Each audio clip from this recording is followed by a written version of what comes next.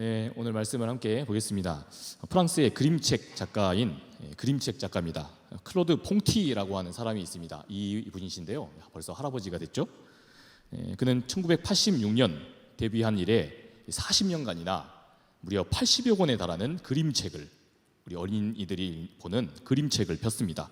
아주 이렇게 그림을 보면 아기자기하고 그 내용이 참 건강한 그런 그림책입니다. 그의 그 그림책만을 보면 그가 아주 행복한 그런 유년 시절을 보냈을 것이라고 모두가 추측을 합니다. 여러분, 그러나 그렇지 않았답니다. 퐁티는 아주 폭력적인 아버지 밑에서 자랐습니다.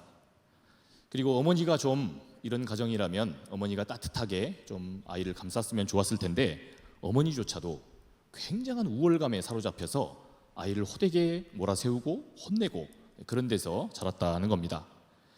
게다가 심지어 자신의 그 할아버지는 성적으로 굉장히 방탕한 그런 삶을 살던 분이었답니다. 그래서 퐁티는 어린 시절에 뭔가 배울 만한 그런 어른, 뭔가 멘토가 없는 그런 가정에서 자라났던 겁니다. 이런 탓에 그는 아주 건강한 양육 그리고 돌봄을 받지 못한 채 불우하게 자라날 수밖에 없었다는 거죠. 여러분, 그러나 이러한 퐁티의 그 삶에 자신의 그 어두운 현실을 뒤집어낼 수 있는 한 가지 능력이 있었다고 합니다. 그가 말하는 그 능력은 무엇이냐 하면 바로 상상력이었습니다. 뭐냐 하면 상상력이었다는 겁니다. 그는 한 인터뷰에서 이렇게 이야기했습니다. 뜻대로 되지 않는 삶, 어두운 삶을, 과거에 아주 불우한 그런 삶들을 극복하는 방법에 대해서 좀 당신이 이야기해 주십시오. 이런 그 인터뷰에서 이렇게 말을 했답니다. 여러분, 3살 버릇 80 간다는 이야기를 믿지 마십시오. 제발 그 말을 믿지 마세요. 아이에게든 또한 어른에게든 산다는 것은 예측 불가능한 인생의 난관을 통과하는 그런 시간들입니다. 그런 과정인 겁니다. 헌데 중요한 것은 우리가 언제든 어떠한 고통의 과정 속에서도 배우고 또 성장할 수 있다는 겁니다. 그러니 우리가 좋은 방향으로 변화할 수 있다고 그렇게 상상하고 한번 그렇게 주어진 힘 닿는 대로 살아보는 겁니다. 이렇게 말을 했다는 겁니다. 여러분, 퐁티는 이렇게 인터뷰한 대로 실제로 자신의 그 어두운 유년 시절에 결코 갇히지 않았답니다. 그러한 차원에서 그는 자신의 딸이 태어나자 내 어린 시절은 아주 고통스러운 그런 기억들로 얼룩져 있지만 자신의 사랑하는 딸에게는 아름다운 세계, 아주 멋진 동화의 세계를 그려줘야겠다, 이렇게 결단을 했다는 겁니다. 그리고 그러한 퐁티의 다짐이 한 권 한 권의 그림책을 만들어냈습니다. 그리고 급기야는 퐁티 자신도 자신이 그리는 그 아름다운 동화의 세계 이야기, 그 그림책과 함께 자신도 치유의 과정에 이끌려 갔다는 겁니다. 여러분, 이것이 바로 퐁티가 말하는 상상력의 힘입니다. 사랑하는 청년 여러분, 저와 여러분에게도 그러한 상상력이 혹시 있습니까? 도저히 바뀌지 않고 또한 변하지 않는 그런 어려운 상황, 또한 현실의 악이 지배하는 것처럼 느껴지는 그런 상황 속에서 그저 아무것도 못하고 있습니다. 내 힘으로 아무것도 어떻게 변화시켜 볼 수 없는 그런 상황 중에 우리가 낙심하고 그저 체념만 하고 있습니다. 그런데 이러한 현실, 그 액면가 그대로에 우리가 결코 함몰되지 않고 그러한 속에서도 다시금 의미 있는 무언가를 우리가 시도해 볼 수 있도록 하는 힘, 그러한 상상력이 우리 가운데 있냐는 겁니다. 오늘 우리 주님께서는 때로 인생을 살면서 우리의 그러한 어둠의 현실을 살아가는 중에 이처럼 상황을 완전히 새롭게 보고 또 그런 상황을 역전시키며 그렇게 살도록 만들어가는 이러한 신앙적 상상력이 우리에게도 필요함을 도전하고 계십니다. 바라기는 뜻대로 되지 않는 우리들의 삶 중에도 놀라운 하나님의 역사를 볼 줄 알고 절망의 현실 중에서도 하나님의 분명하게 우리 가운데 일하심을 그렇게 상상할 수 있는 신앙적 상상력이 저와 여러분들에게 오늘 말씀을 듣는 중에 충만해지시기를 축복합니다. 우리 다 함께 먼저 오늘 말씀 2절을 한번 읽어봅시다. 요한이 옥에서 그리스도께서 하신 일을 듣고 제자들을 보내어. 아멘. 오늘 하나님 말씀은 이 세례 요한이 옥에 갇혀 있었을 때 이루어졌던 일이다, 그렇게 알리고 있습니다. 여러분, 이 세례 요한이라고 하는 사람은 유대인이었습니다. 유대인으로서 구약 성경에 증언되어 있는 그 메시아 예언, 그 메시아 예언을 아주 굳게 믿고 있었던 사람입니다. 그러니까 요한은 오실 그분, 하나님의 아들 메시아를 아주 간절한 열망으로 기다렸던 사람입니다. 그가 기다리던 메시아, 하나님의 아들은 종말의 때, 세상 마지막의 때에 이 땅에 오십니다. 그리고는 세상의 권력자들을 심판하시고 악한 무리들을 심판하시고 하나님의 백성들, 고통당하는 하나님 백성들을 위로할 그러한 심판의 주님이셨습니다. 우리 그가 한 말을 직접 살펴보면서 헤아려 봅시다. 마태복음 3장 11절 그리고 12절까지 말씀을 같이 한번 읽어보겠습니다. 나는 너희로 회개하게 하기 위하여 물로 세례를 베풀거니와 내 뒤에 오시는 이는 나보다 능력이 많으시니 나는 그의 신을 들기도 감당하지 못하겠노라. 그는 성령과 불로 너희에게 세례를 베풀 것이요 손에 키를 들고 자기의 타작마당을 정하게 하사 알곡은 모아 곡간에 들이고 쭉정이는 꺼지지 않는 불에 태우시리라. 아멘. 여러분, 이 말씀을 가만히 보면 그가 기다리고 있는 그 메시아, 그 메시아에 대한 기대가 이렇다는 것을 볼 수 있습니다. 일단 그가 기다리는 오실 이 메시아는 성령과 불로 아주 화끈하게 심판하시는 분이십니다. 그렇게 세례를 베푸시는 분입니다. 조금 더 구체적으로 살펴보자면 그는 손에 곡식을 손질하는 그 키를 들고 있습니다. 키가 이게 열쇠 키가 아니고 이게 밤에 이렇게 요에 몰래 이렇게 이불을 적셨을 때 뒤집어 쓰는 거 있지 않습니까? 옛날 어린 시절 이렇게 보면 그래서 막 소금을 얻으러가는 그때 그 키입니다. 그걸 가지고 알곡과 같은 사람들은 곡간에 넣고 쭉정이 같은 사람들은 불로 태워버리는 그런 메시아라는 겁니다. 그러니까 다시 말해서 그가 기다리고 있는 메시아는 하나님의 뜻을 거스르는 인간들은 아주 가차없이 그가 행한 대로 심판해버리는 무서운 주님입니다. 잘못한 사람들에게 조그만한 일말의 자비도 없이 처벌하시는 그러한 심판주이신 겁니다. 여러분, 이러한 오실 그이 메시아를 기다리던 세례 요한이었으니 그는 계속해서 날마다 회개를 촉구하며 나아갔습니다. 마치 그 오징어 게임에 나오는 오일남 할아버지처럼 이러다가는 다 죽어. 죄송합니다. 회개하고 하나님께 돌이키지 않으면 우리 다 죽는다. 그것도 영원히. 이것만 날마다 외친 겁니다. 여러분, 그런데 이런 갑자기 그냥 밑도 끝도 없이 외치던 그의 회개 운동이 아주 성공적이었습니다. 그의 가르침을 받은 사람들은 죄다 모두가 다 회개했습니다. 심지어 이런 사람들이 원근 각지에서 이 세례 요한의 소식을 듣고 와서 눈덩이처럼 늘어나서 많은 사람들이, 그 많은 무리가 모여들었습니다.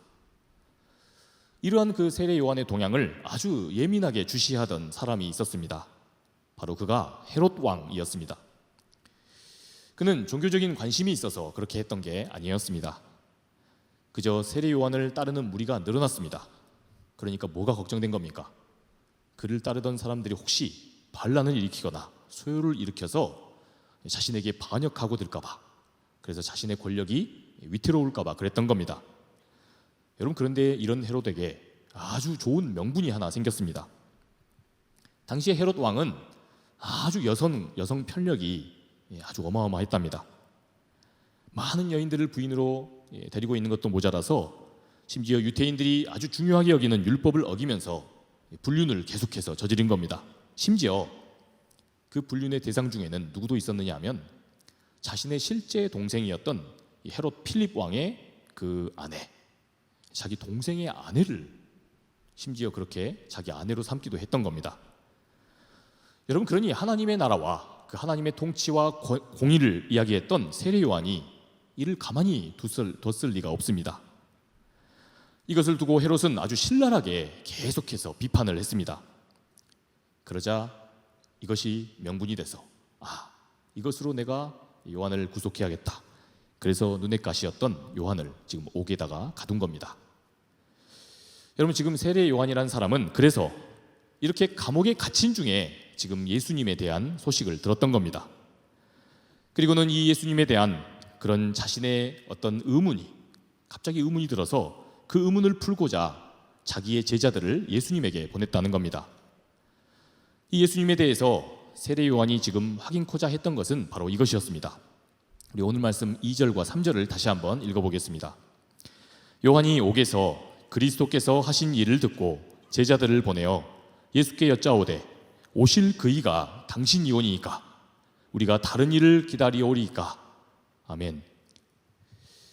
여러분, 요한은 지금껏 하나님이 보내시겠다고 약속한 그 메시아, 오실 그이를 지금껏 기다렸습니다.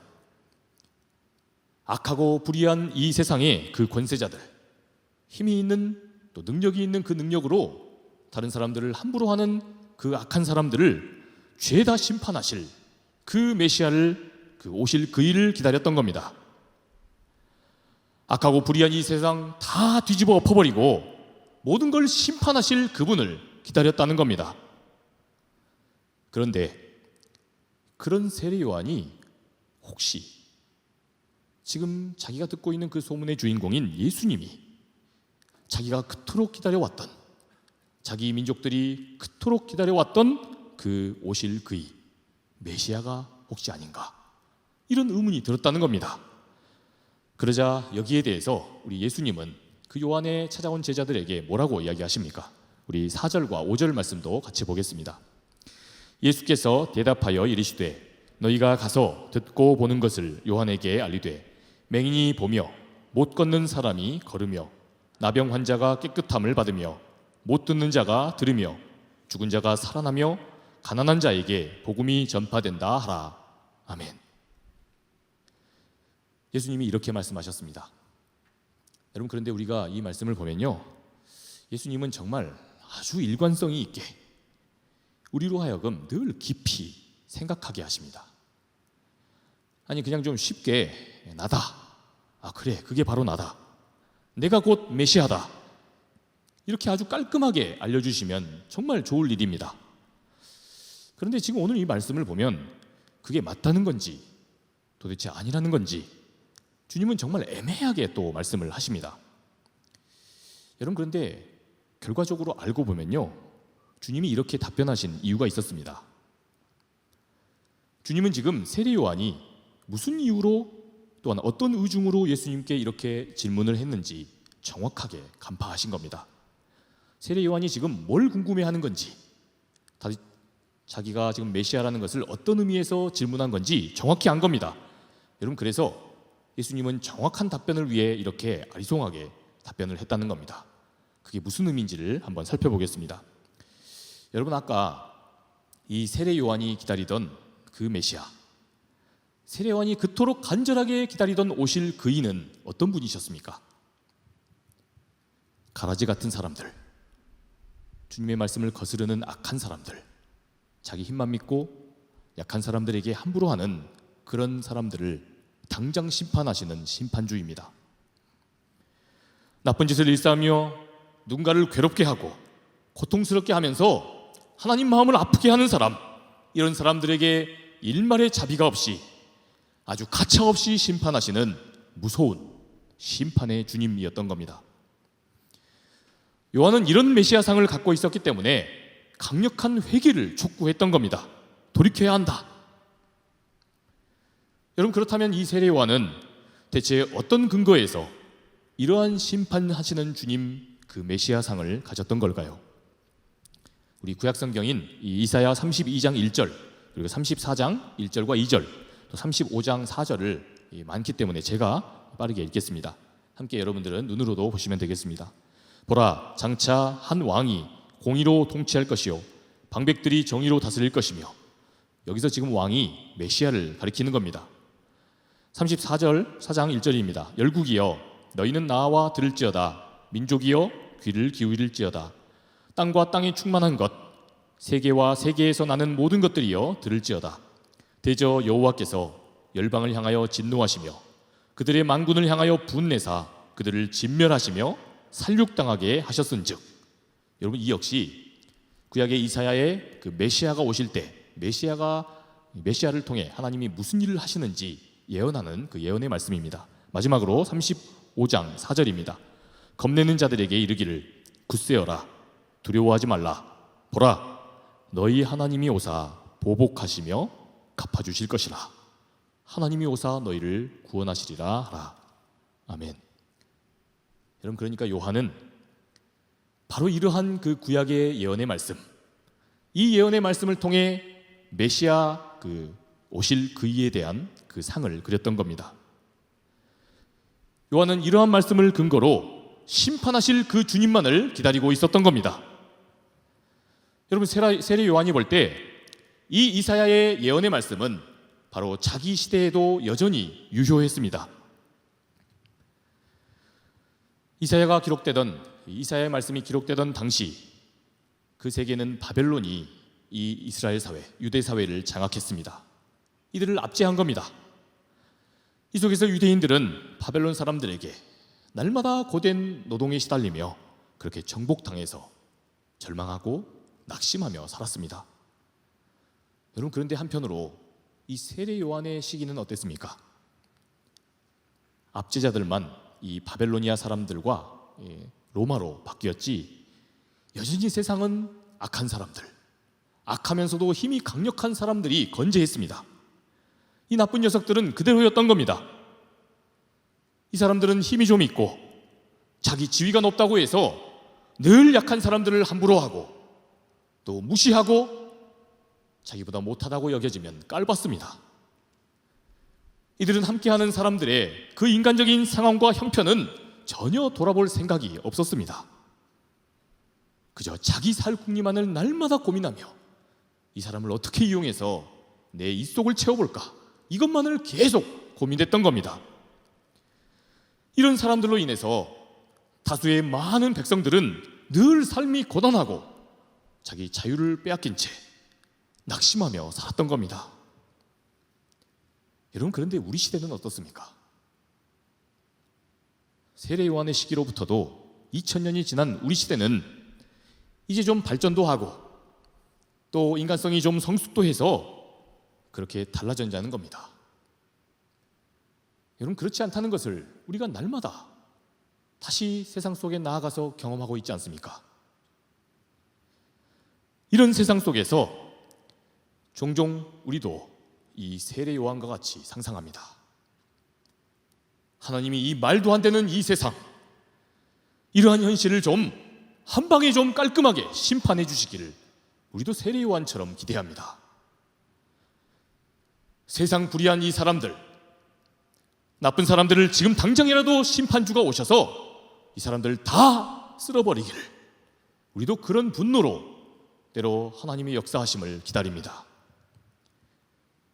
이러한 현실을 그저 안타깝고 속상한 마음으로 그저 바라만 보고 있던 이들, 아니 힘이 없어서 바라만 봐야 했던 그런 사람들이 가슴속 간절히 품고 키워왔던 신앙이 무엇이었냐? 그것이 바로 메시아 대망 사상이었던 겁니다. 여러분, 그러니까 오늘 우리는 이 세례 요한의 기대, 세례 요한의 그 심판주 하나님을 기대하는 그 기대를 통해 바로 이것을 보는 겁니다. 세상의 작은 자들의 세상을 향한 그 분노를 보는 겁니다. 바꾸고 싶지만 힘이 센 그 사람들 앞에서 아무것도 해볼 수 없는, 아무것도 바꿔볼 수 없는 그런 약한 사람들의 울분을 보고 있는 겁니다. 그리고 동시에 우리는 이 세례 요한이 가지고 있는 메시아상에서 체념도 봅니다. 어차피 약한 우리가 아무리 애를 써본들 아무것도 할 수 있는 게 없다. 그러니 그냥 기다리자. 심판주가 오셔서 세상을 다 뒤집어 주실 때까지 그냥 기다리고만 있자. 어차피 우리 같은 사람들이 움직여봤자 더 오해만 받고 더 피만 보고 더 고통을 받을 것이니까 그냥 기다리자, 가만히 있자. 이러한 체념도 우리가 보게 되는 겁니다. 여러분, 그런데 오늘 말씀을 보니까 이러한 그 메시아상을 가지고 있었던 세례 요한이 대체 무슨 심경의 변화가 있었는지 사람을 보낸 겁니다. 요한이 예수님께 사람을 보내서 이것을 물어본 겁니다. 우리 왜 요한이 이렇게 한 것인지 다시 한번 우리 2절을 다시 한번 제대로 깊이 읽어보겠습니다. 요한이 옥에서 그리스도께서 하신 일을 듣고 제자들을 보내어. 아멘. 여러분, 지금 세례 요한은 그리스도께서 하신 일을 보았다고 했습니다. 그리스도께서 하셨던, 앞제자들이 지금 세상을 장악하고 있는 이 실정 속에서 예수님이 나름 행하셨던 일에 관해서 들었다는 겁니다. 지금 자신과는 조금 다른 행보, 다른 하나님 나라 행보를 지향하면서 그것을 꿈꾸면서 자기와는 조금 다른 행보로 가셨던 예수님을 주목했다는 겁니다. 그러한 예수님의 행보를 보면서 요한이 이렇게 질문했다는 겁니다. 우리 모두가 기다리던 그 오실 그이, 그 메시아가 혹시 당신이십니까? 당신이 하나님께서 보내신다고 했던 그 메시아가 혹시 맞으십니까? 이렇게 질문을 했다는 겁니다. 여러분, 그렇다면 대체 세례 요한이 보았다는 그 그리스도께서 하신 일이란 무엇이었습니까? 우리는 예수님의 그 답변을 통해서 이것을 살펴볼 수 있습니다. 우리 4절과 5절 말씀도 다시 한번 주의 깊게 살피겠습니다. 예수께서 대답하여 이르시되 너희가 가서 듣고 보는 것을 요한에게 알리되 맹인이 보며 못 걷는 사람이 걸으며 나병 환자가 깨끗함을 받으며 못 듣는 자가 들으며 죽은 자가 살아나며 가난한 자에게 복음이 전파된다 하라. 아멘. 여러분, 우리 예수님은 이 세례 요한의 제자들에게 이르십니다. 너희는 바로 지금 여기서 지금 구체적으로 나타나고 지금 너희가 그래서 보고 있는 이것을 세례 요한에게 가서 알려라. 여러분, 지금 예수님께서 여기서 나타나고 있다는 그 내용이 무엇입니까? 맹인들이 보게 됩니다. 이 강한 사람들이 자신의 그 마음껏 자기 마음대로 자기들 하고 싶은 대로 함부로 하는 그런 세상 속에서 이러한 어둠의 현실 중에서 절망하고 낙심하여서 도무지 자신의 미래를 희망으로 보지 못하는 그런 사람들이 희망을 보게 된다는 겁니다. 여러분, 누구로 인해서 말입니까? 바로 지금 요한의 제자들 앞에 있는 예수님을 통해서 말입니다. 도무지 걷지를 못하던 사람들, 그리고 나병 환자가 다시 치유를 받고 일어나 걸어가게 됩니다. 힘 있는 사람들의 정죄와 괄시 속에서 늘 낙심하고 체념하고 그렇게 자존감이 다 무너져서 주저앉아 있던 사람들이 다시 예수님 때문에 일어설 용기와 소망을 붙들고 그 걸음을 일어나서 당당하게 걸었다는 겁니다. 또한 못 듣는 자가 들으며 죽은 사람이 다시 살아났답니다. 어둠의 세상 속에서 힘이 있고 강하다고 하여서 늘 사람들에게 함부로 하는 이들 안에서 언제나 죽은 듯이 살아야 했던 사람, 이런 사람들 틈바구니에서 희망의 소리, 격려의 말 한마디를 듣지 못해서 마치 죽은 것 같이 살았던 이들이 다시 살아나게 되고, 삶을 자포자기 했던 사람들이 이 예수님의 소망의 말을 통해서 다시 삶을 살아보겠노라고 다짐했다는 겁니다. 누구로 인해서 말입니까? 우리 예수님을 통해서 지금 그렇게 일어섰다는 겁니다.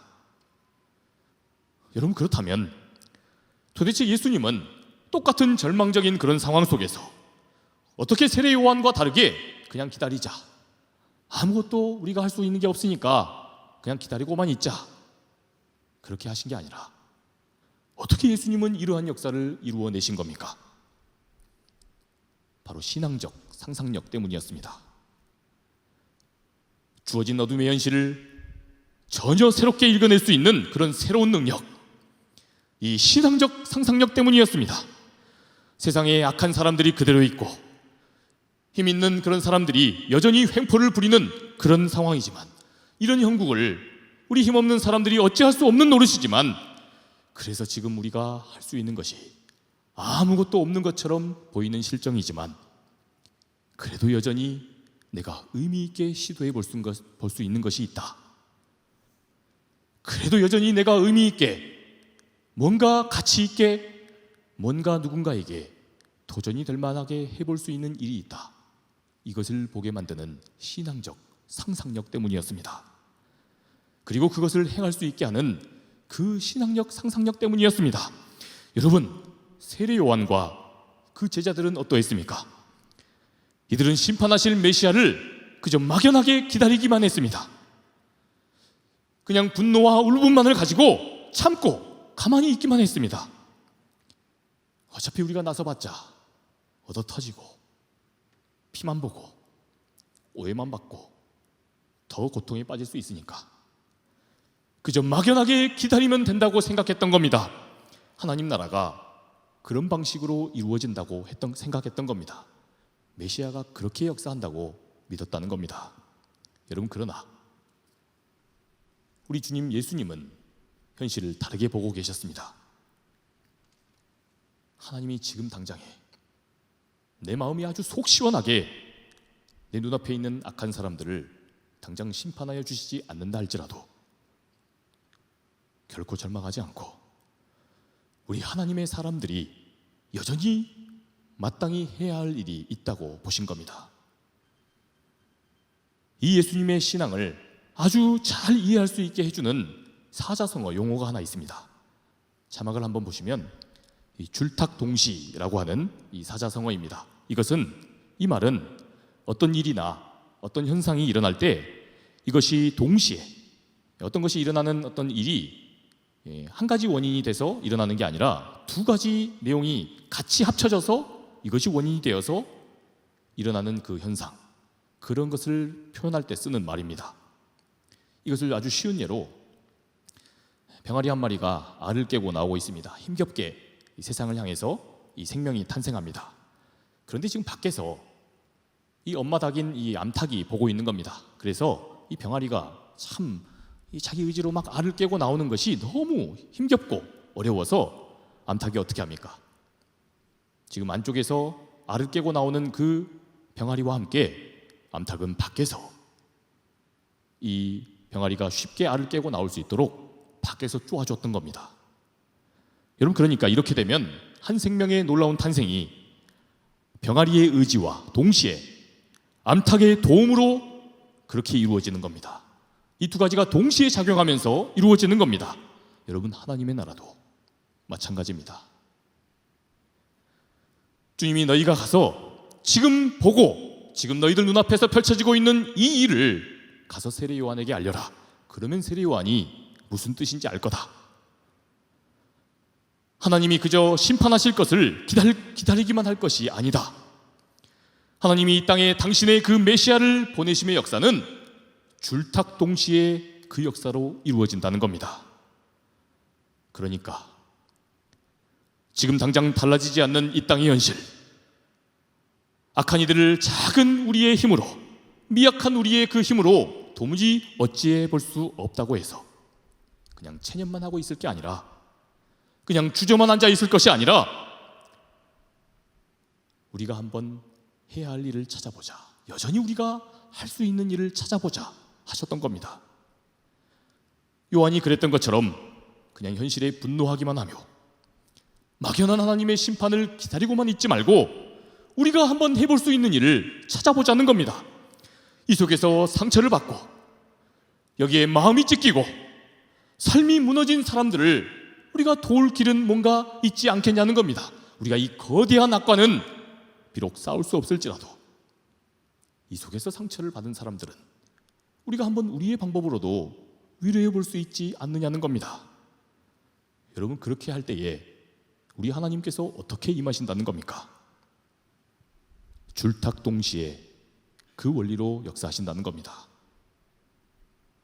하나님은 하나님이 하실 수 있는 큰 능력으로 세상 거대한 악과 싸우시고 우리는 그 속에서 때로 상처받고 때로 절망하고 낙심하고 억눌린 이들을 싸매고 위로하는 일에 분투할 수 있다는 겁니다. 그렇게 하나님은 하나님의 일로, 우리는 우리의 작은 결단으로 이러한 줄탁 동시에 그 믿음으로 나아갈 때에 세상의 구원의 역사가 일어난다는 겁니다. 어느새 오실 그이 메시아 되신 그리스도가 현재적 사건으로 우리에게서 역사하신다는 겁니다. 여러분, 그래서 어둠 속에 갇혀서 아무런 희망을 보지 못한 사람들이 소망을 보게 되고, 삶이 무너지고 그래서 넘어져 있는 사람들이 다시 일어나며, 때로 힘겨운 형편에 허덕이는 사람들이 우리 때문에 때로 먹을 것을 입게 되고 시원한 커피 한 잔을 즐기면서 그렇게 다시 한번 살아볼 용기와 소망을 얻게 된다는 겁니다. 여러분, 어떤 사람들을 통해서 말입니까? 이 줄탁동시의 믿음을 믿고 살아가는 사람들을 통해서 말입니다. 사랑하는 여러분, 바로 이것이 오늘 우리 예수님께서 말씀하시는 오실 그이가 우리에게서 분명하게 역사하시는 증거입니다. 믿음의 사람들, 그런 우리들의 삶에 메시아가 분명하게 역사하심의 증거입니다. 하나님은 이러한 부르심으로 어두운 세상 속에서 저와 여러분들이 오늘 할 일이 있다고 생각하시는 겁니다. 그래서 이 믿음의 사람들을 오늘도 부르십니다. 그러니 사랑하는 여러분, 도무지 우리가 대적할 수 없고 또 도저히 맞설 수 없는 그런 악한 사람을 만난 여러분들의 친구와 혹시 이웃이, 혹시 가족이 있으십니까? 여러분, 그렇다면 우리가 할 일이 있을 겁니다. 우리가 한번 그 문제의 원흉과는 싸울 수 없을지라도 낙심해 있는 이 사람들을 위로할 거리를 한번 찾아봅시다. 어쩔 수 없는 어려운 상황을 만나서 도무지 이거 어떻게 해야 되느냐, 이런 친구와 이웃들을 여러분 끼고 계십니까? 여러분, 그렇다면 한번 우리 선에서 우리가 한번 도와줄 수 있는 길을 우리가 한번 찾아봅시다. 그렇게 할 때에 우리 안에서 오실 그이, 예고돼 있던 그 메시아께서 어느덧 우리 안에서 성큼 다가오셔서 역사하실 것입니다. 그렇게 하나님은 하나님의 방법대로 거대한 악과 싸우시며, 우리 각 사람들과 우리 교회들은 각 사람대로 이 줄탁동시에 그 믿음으로 나아갈 때 하나님의 구원의 역사는 오늘 우리들의 현실이 될 겁니다. 그러니 바라기는, 사랑하는 여러분, 우리도 정말 삶이 너무나 버겁고 마음이 힘든 일이 너무나도 많고 그렇게 힘들지만, 그래도 오늘 이 하나님의 부르심의 말씀 앞에 우리 한번 우리 각자의 그 힘 닿는 대로 나아가 봅시다. 그렇게 순종해 봅시다. 바라기는 이러한 믿음으로 우리들 자신들은 물론 우리들 곁에 있는 사람들이 사는 게 정말 힘겹다라고 말하는 그런 사람들만 가득한 세상 속에서 날마다 하나님의 구원의 역사, 하나님의 회복의 역사를 지금 현재의 사건으로 경험할 수 있게 되기를 우리 주님의 이름으로 축복합니다. 사랑의 하나님, 은혜를 감사합니다. 너무나도 세상 수많은 문제들과 어려움 속에서 우리가 삽니다. 우리 한 개개인이 어떻게 해볼 수 없는 아주 거대한 이 사회 속에 있는 거대 악도 있고, 또 우리가 힘이 없어서, 우리가 힘이 약해서, 우리의 지위가 또 낮아서 우리가 도저히 우리 힘으로 감당할 수 없는 그러한 어려운 현실도 우리 안에 있습니다. 그러나 주님, 이러한 현실 속에서 그냥 막연한 믿음으로 하나님이 언젠가 심판해 주시겠지, 하나님이 언젠가 뒤집어 주시겠지, 이러한 믿음도 좋지만, 이러한 세례 요한의 믿음도 좋지만, 그러나 이 속에서 뭔가 우리가 할 수 있는 일은 없을까? 야, 사랑하는 자녀야, 사랑하는 아들아, 사랑하는 딸아, 네가 한번 이 상황 속에서 낙심하고 좌절하고 낭망이 있는 사람들, 지금 네 곁에 있는 그 사람들, 시간이 없다. 네가 그 사람들과 함께 나의 그 위로를, 나의 그 소망을 한번 전달해 줄 수는 없겠니? 우리 주님 오늘 말씀하십니다. 예, 주님, 제가 있습니다. 제가 가겠습니다. 제가 그 사람 곁에 있겠습니다. 이러한 믿음으로, 이러한 작은 믿음으로 나아가기를 소망합니다. 그렇게 결단할 때에 우리 하나님은 하나님의 놀라운 방법으로, 또한 우리는 우리가 힘 닿는 대로 그런 믿음으로 나아갈 때에 어느덧 메시아가, 어느덧 하나님께서 우리를 구원하시고자 보내신다는 그 오실 그 이가 우리 곁에서 역사하실 수 있음을 우리가 이 시간 믿음으로 고백합니다. 믿음으로 나아갑니다. 하나님, 그런 믿음으로 나아가는 우리 믿음의 청년들, 우리 모든 권속들 될 수 있도록 이 시간 함께하여 주시옵소서. 그렇게 하실 우리 주님만을 찬양합니다. 이제는 우리 구주 예수 그리스도의 은혜와 하나님 아버지의 크고 극진하신 사랑하심과 성령님의 감화 감동 교통하심의 역사가 오늘 아무것도 할 수 없는 것 같은 그런 빈들, 또 내 손에 아무것도 없는 빈손이다, 그러한 느낌으로 살아가고 있는 그런 우리들이지만, 그러나 우리 하나님께서 하나님의 방법으로 일하시고 우리는 우리가 할 수 있는 믿음으로 나아갈 때에 그럴 때 메시아가 우리 안에서 임하신다, 이러한 믿음으로 나아가기를 소망하는 이 자리에 모인 우리 모든 사랑하는 청년들을 위해, 또한 이 땅이 여전히 절망하고 낙심해 있는, 그래서 막연한 하나님의 그 역사하심만 기대하고 있는 이 시대의 모든 청년들을 위해 지금으로부터 영원토록 함께하옵시기를 간절히 축원하옵나이다. 아멘.